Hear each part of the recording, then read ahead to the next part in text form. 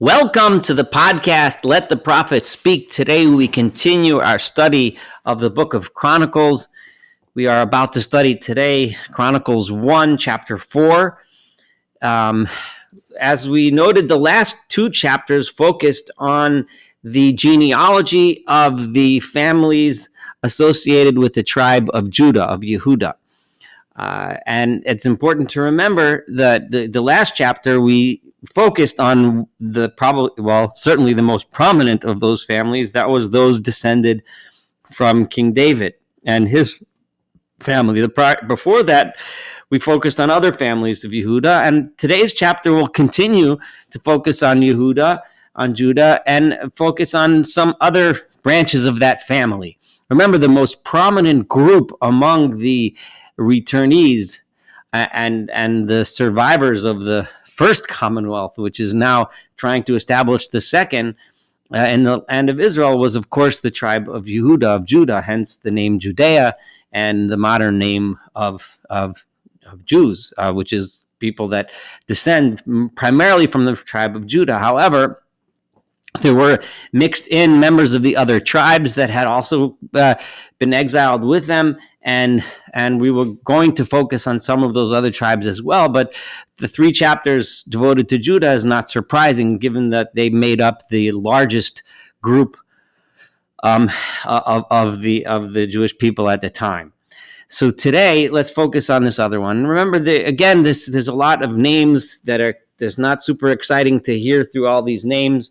I did just make the executive decision to read through the verses regardless. Now, but it does make it is worth your while to pay attention, however, even through those verses that aren't super exciting, because there are points in this chapter, as in the previous chapters, where there's slight diversions, slight mentions of biographical details, which very much highlight, and I'm going to show how they highlight the purpose of writing this genealogy. The purpose, again, is to encourage the people to resettle, to rebuild, and to give them the feeling of continuity, the feeling like they belong here, their ancestors belong here, give them a sense of place, a sense of time, etc. This isn't just a genealogy. This is a genealogy with a purpose. And those small little biographical details that pop out help us understand the chronicler's purpose in writing all of these genealogies. So here we go. Verse 1. Bnei Yehuda, the children of Yehuda, included Peretz, Chetzron, Becharmi, Bechor, Veshoval. Ra'aya ben Shoval, and Ra'aya the son of Shoval. So we're going down that line now. We talked about Chetzron, we talked about Peretz. Now we're talking about Shoval. Hold it at Yachat, give birth to Yachat, B'Yachat, hold it at Achumai, V'et Lohad, Ele Mishbechot HaTzorati. Those were the families that made up the Tzorati, probably because they lived in the area of Tzorah. The Ela Avi Etam, and then the father of Etam were Yisrael, V'Yishma, V'Yidbash, V'Chemach, Husam, Hatzilel Poni, and their sister, whose name was Hatzlel Poni. The Ufinuel Avi Gedor, so Avi Etam, meaning the father, the founder of the place called Etam, right? So these were them. Ufinuel Avi Gedor, the father of Gedor, meaning the father here, not meaning biological father. Again, as we've seen in the previous chapters, father means either the founder or one of the founding fathers or a prominent leader of that town of Gedor. The Ezer, and Ezer Avi Chusha, who was the father or founder of the place called Chusha. Ela b'nei Chor, these were the sons of Chor, Bechor Ephrata, the firstborn of Ephrat. Avi Beit Lachem, who was one of the founders of Beit Lachem, Bethlehem. Ula Ashchor Avi Tekoa, and Ashchor, who was the founder of the town of Tekoa, Hayu Shtei Nashim, he had two wives, Chela v'Naara were their names. Vateled lo Nara, and Nara gave birth to him at Achuzam, v'et Chefer, v'et Temni, v'et Achashtori, Ele v'nei Nara. They were the children of that wife, Nara. V'nei Chela, the other wife, Chela, she gave birth to Tzeret, v'Tzochar, v'Etnan. V'Kotes, holidet Anum, and Anuv, v'et Hatzoveva, u'mishbechot Achreel, Achar el ben Harum. Vayihi. So here we're about to go on a slight little tangent here, and so pay attention to verse 9. Vayihi Ya'abetz, and Ya'abetz was the most honored. Nichbad me'achav was the most honored of his brothers, and Ve'imo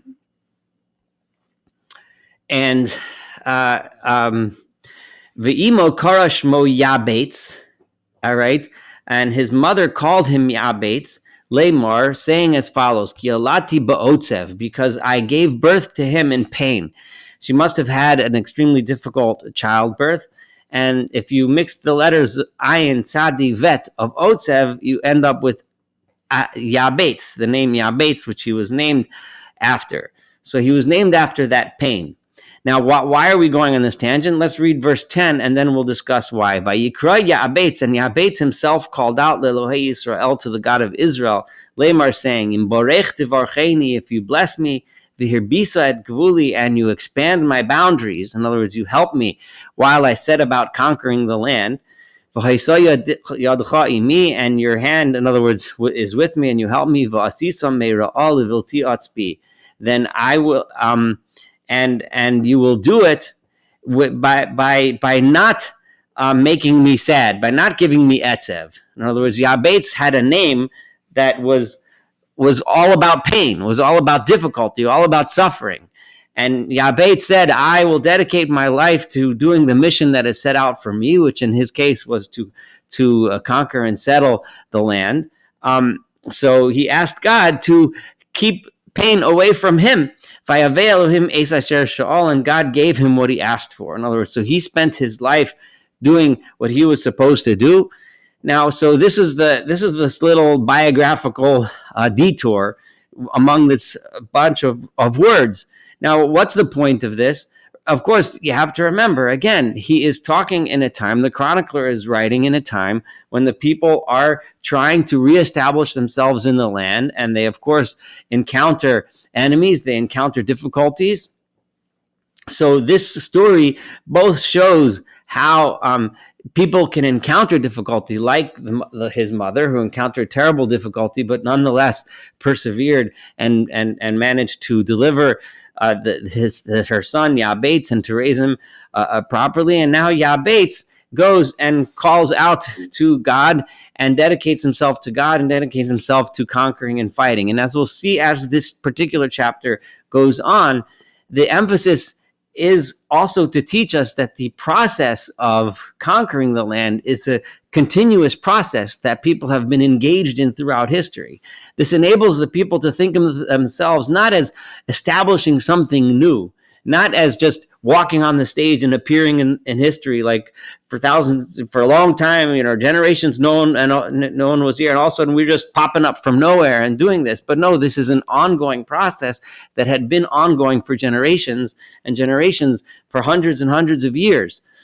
So give them the strength to realize that they're part of this ongoing process and they will encounter difficulties. That's why I submit that's why he went on this little tangent here from listing all the names. But now, and again, of course, let me point out that in addition to the names, he emphasizes the towns that they established, again, in order to give the people their sense of place in history. Chuluv and Kiluv, Achi Shucha, this is verse 11, Holid et Mechir, he gave birth to Mechir, who Avi Eshton, he was the founder of the town of Eshton. The Eshton,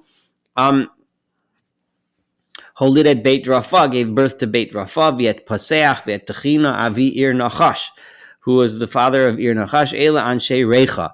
These are the people of Recha place. Of Bnei Kenaz, the sons of Kenaz, Osniel, Usuraya, Uvnei Osniel Chatas. Right, Osniel is of biblical fame, one of the princes in the desert. Umaonosai, Holid et Afra. I'm sorry, I made a mistake. Otniel ben Kenaz was the first of the judges that succeeded Joshua. So there was Yehoshua, and then Joshua, and then after he passed away, Otniel ben Kenaz was the leader of the people, known as the first of the Shoftim, first of the judges. I apologize, I got confused there. Umaonosai, Holid. So, and he was from the tribe of Judah, as we know, and I think the only judge from the tribe of Yehuda was Osniel ben Kenaz, and he is the one mentioned here, and this is his place. Umaonosai holid et Afra. Maonotai gave birth to Afra. Usaraya holid et Yoav, Avi Gei Charashim, who was the father of Gei Charashim. Right? Ki Charashim Hayu, because why did they call the place that he founded the Valley of Carpenters? Because they were carpenters. That was their trade. So again, giving them, people a sense of history, a sense of place, and to this mention of carpentry, we'll also mention soon other trades that people had. So again, giving them a sense of place, sense of history, and that all of these people contributed to the building of the nation over time, so that encouraged the people today to continue with their place. Uvnei Kalev ben Yefuneh. Now here we have Kalev, the son of Yefuneh. This is the Kalev of biblical fame, one of the 12 spies. Iru, Ela, Vanoam, Uvnei Ela, Ukenaz. Right? Those were his children's name. Uvnei Yehalel, Zif, Vezifa, Tiria, Va'asarel. Those were the names, the sons of Yehalelel. Uven Ezra, Yeser, Umered, Ve'efer, V'yalon, Vatar, as Miriam, and Miriam became pregnant, V'et Shammai, V'et Yishbach, Avi Eshtemoa. V'ishto HaYehudiya, and his wife, who was a Judahite woman herself, Yolda, gave birth to Et Yered, Avi Gedor, V'et Chever, Avi Sochel, V'et Yekusiel, Avi Zonoach, Ve'ele V'nei Bitya Bas Paro, and these descended from Bitya. This is where we see the name of the daughter of Paro, Asher Lokach Mored, who married Mored. So Bitya Bas Paro is the woman who was Paro's daughter, who saved Moses back then in Egypt.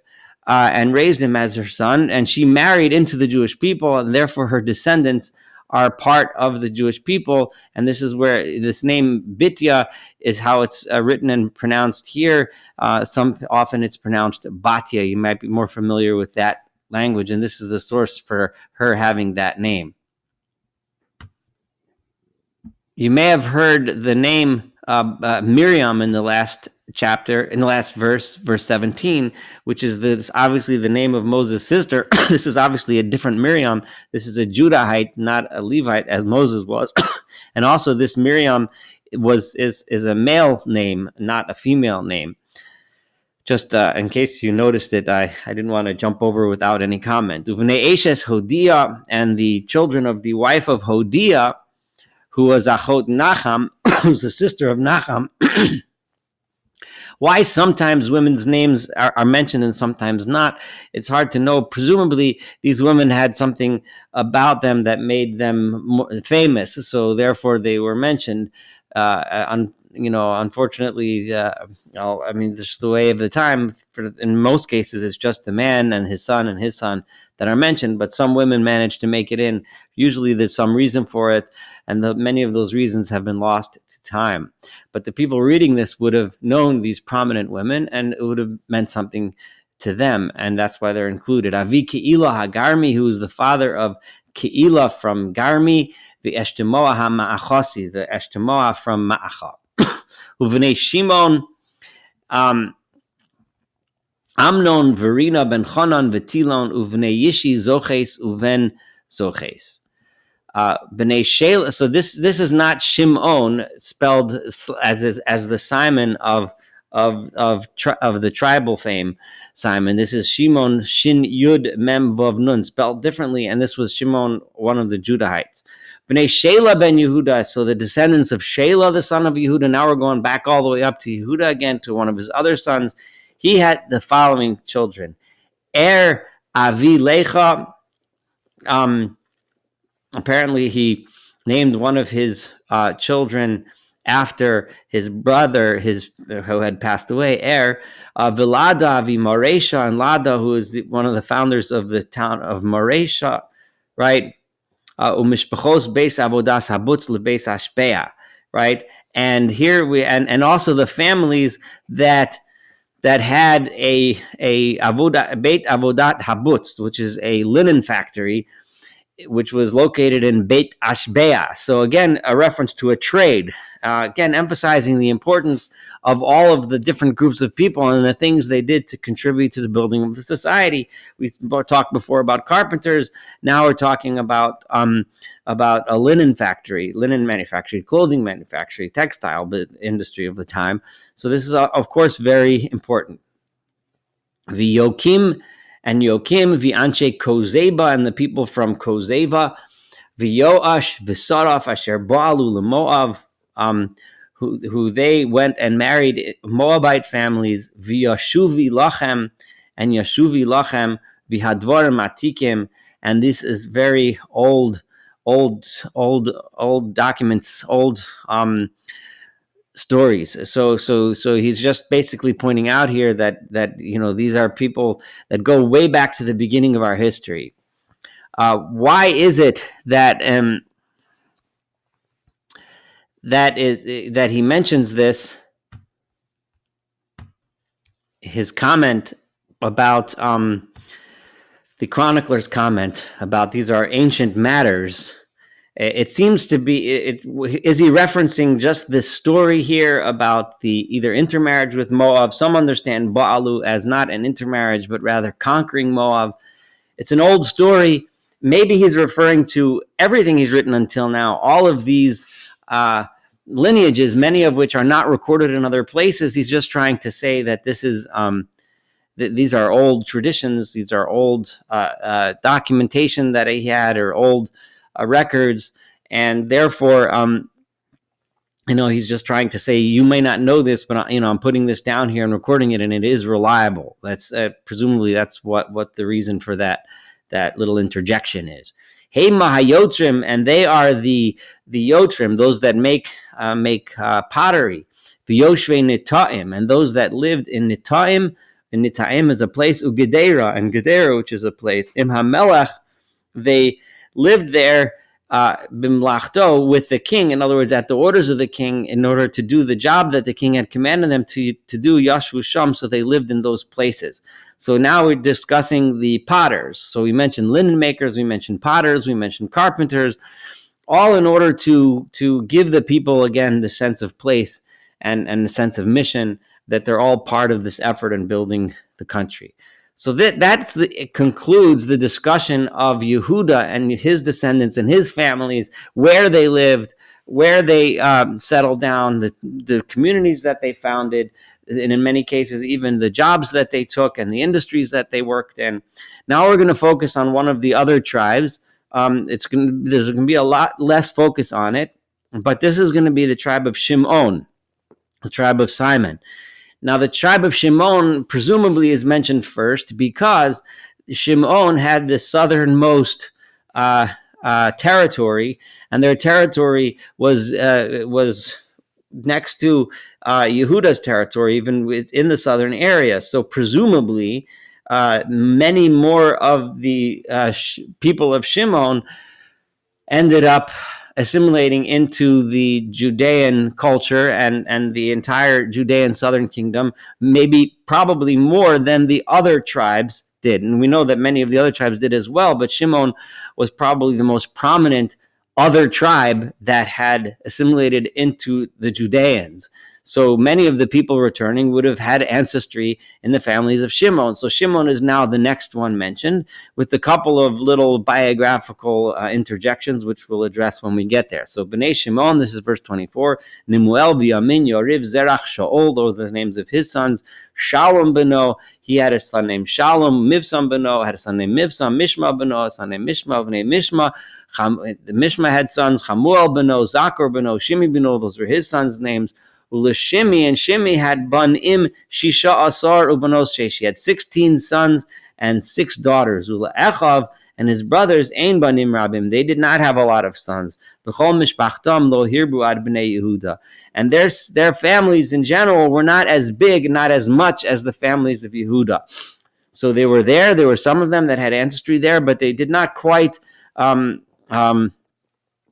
as numerous as their cousins in Yehuda. Vayeshvu be'Beersheva, and they lived in the town of Beersheva, umolada v'chatzar Shual. The other Beersheva is pretty well known where it's located. Remember, as I mentioned, Shimon had his territory in the south, which would have been geographically the closest to Yehuda. Well, with the exception of Benjamin, Benjamin, that tribe, which we'll get to later. But so Shimon would have been much more subsumed under the southern kingdom than the other tribes of the former northern kingdom. Uve Vilha, Uve Etzem, Uve Tolad. And they also lived, these are other towns that they lived in. Uve Btuel, Uve Charma, Uve Tziklag. Uve Beit Markavot, Uve Chatzar Susim, Uve Beit Bir'i, Uve Sha'arayim. Eile Orehem, Ad Meloch David, and these were their towns until David became king. I'm not sure if Beit Bir'i is the reason for the name of the kibbutz Be'eri. I think it's different because this is Bir'i Bet Resh. Be'eri is a modern kibbutz, which received, unfortunately, fame as the primary target in the October 7th attacks. I don't think I think it sounds similar, but it's spelled a little differently. But maybe they did name it that for that reason. I guess someone would have to look that up and see where they got the name Be'eri from. But regardless, these were the towns which were settled by the children of Shimon. V'chatzreihem, and together with those towns, in other words, adjacent towns in their, the suburbs, Eitam, Va'ayin, Rimon, V'tochen, V'ashan, Aram, Chamesh, were these 5 cities that he just named. V'chol chatzreihem, asher sevivos he'arim, ad Baal, right? And all of the smaller towns and small suburbs that surrounded these cities, all the way out to a place called Baal, right? Zos moshlosham v'hisyachsam lahem. This was the place where they lived, and this are the people who lived there. This is the yichos, the genealogy of the people that lived there. Umishovav v'yamlech v'yosha ben Amatzia. Those are the names. V'yoel v'yehu ben Yoshivia ben Seroya ben Asiel. V'elyaonai v'Yakova v'Yoshachaya v'Asaya v'Adiel v'Simiel u'Venoya v'Ziza ben Shifi ben Alon ben Yedaya ben Shimri ben Shemaya. These are all names. Verse 38. These are the names that the people that came and their names, and the ones who were their leaders, and the ones who were in the Nisim, the ones who were in charge. And this was their families, and their families multiplied and increased to many people. And they went, in other words, as they grew and the families grew, they went to a place called Mevo Gedor ad lemizrach Hagoy, until the eastern side of the valley, levakesh mir'eh litzonam, because they were trying to find mir'eh, pasture for their sheep. So here they are, somewhere in what's now southern Israel. I'm not sure which valley it's referring to, but they were on the east side of that valley, and they're looking for better pasture land. And why is this important? Well, remember, we talked about the occupations of many of the people of Yehuda. So now we know the occupations of these descendants of Shimon, these members of the tribe of Shimon, and they are sheep herders. And we're going to find them involved in conquest as well, right? And they found a great pasture which was fat. In other words, there was a lot of greenery, and it was good for their sheep. And the land was wide open. It was quiet. And it was peaceful. Because for the people, the descendants of Cham, right? Presumably that means a group of Canaanites had lived there before, and presumably they had left, or they weren't using the pasture. Maybe they had other occupations, so there was a lot of pasture for them, and everything was peaceful and quiet, and therefore they were able to obtain and live in that land. So this again is very important.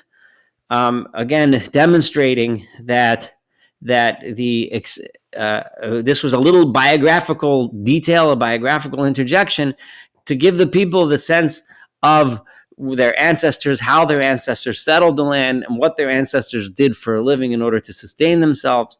Again, to encourage them in the current building of Jerusalem, of Judah and the new Israel. And those who we just wrote and listed their names, they came bimei Chizkiyahu Melech Yehuda, during the days of Chizkiyahu, right? The king of Yehuda. So here they are living in this place of pasture. And during the time of Chizkiyahu, apparently they started getting trouble from the Meunim, which is a group, a tribe of sorts. And they had settled down and laid down tents there in the middle of the land that they were using as pasture. So in the days of King Chizkiyahu, they came and they struck Vayaku et Ohaleim et HaMeunim. They struck their tents down, their encampments, and the Mu'unim asher nimtzu shama that were found in this land, vayacharimum ad hayom hazeh, and destroyed them and got rid of them from the land up till this day. In other words, even nowadays, they're not there anymore. Vayeshu tachteim, and they settled this land instead of them, ki mira litzonam sham, because this is where they had their pasture land. So it seems like before they used it just as pasture but didn't live there, but now they got rid of the people that were getting in the way of their pasture land. So again, this gives you the sense, and it's interesting because in the days of Chizkiyahu Melech Yehuda, the northern kingdom had just been destroyed, and we know from archaeological evidence that it was during, and from Tanakh, that during the days of Chizkiyahu, many of the other tribes joined in the Judean enterprise and became part of the kingdom of Judea. And here we have an instance of that happening, of the tribe of Shimon conquering land under the auspices of King Hezekiah. And we do know that during the days of King Hezekiah, there was a huge amount of growth in the after the Assyrians were booted out. And that story we discussed in the book of Kings. Huge amount of growth, and this would be part of that growth and expansion under Hezekiah. B'nei Shimon, and some of the people of the tribe of Shimon had a different path. Har Seir, they went over to Har Seir, Mount Seir, which was where the Edomites had ruled. Anashim Chamesh Meos, 500 of them. Ufelatia, Unaaria, Urafaya, Uziel, B'nei Yishi Berosham. So these are the leaders of that group of 500 that went to attack the land of Seir. And who did they attack there? Vayaku et Sheir Tapleit Amalek, and they struck there the remnants of the Amalekites, who again were related to the Edomites, and apparently they had been residing in Har Seir, Vayeshvu Sham, and they lived there ad hayom hazeh until this day. Now this language gives the feeling that ad hayom hazeh means that they've never exiled, which is consistent with what we've been saying all along. And here we have the chronicler himself saying this, and that is that many of the people of many of the tribes, of many of the people of Israel, simply did not go were not exiled to Babylon during the Babylonian exile, and remained in this place, which is also consistent with archaeological evidence and other sources of evidence, that it was the many groups, especially the leadership, that were exiled, but there were many people that did remain. And here we have the chronicler telling us that in this area, these people remained. So this concludes Chronicles chapter 4, Chronicles 1, chapter 4. Again, giving the people a sense of place, giving the people their background, their place in history, what they did for a living, and how they contributed. So as we continue in this long list of genealogy and history, but history with a purpose. Thank you so much for studying this together with me. Looking forward to studying chapter 5 and the rest of this book of Chronicles together. Have a wonderful day.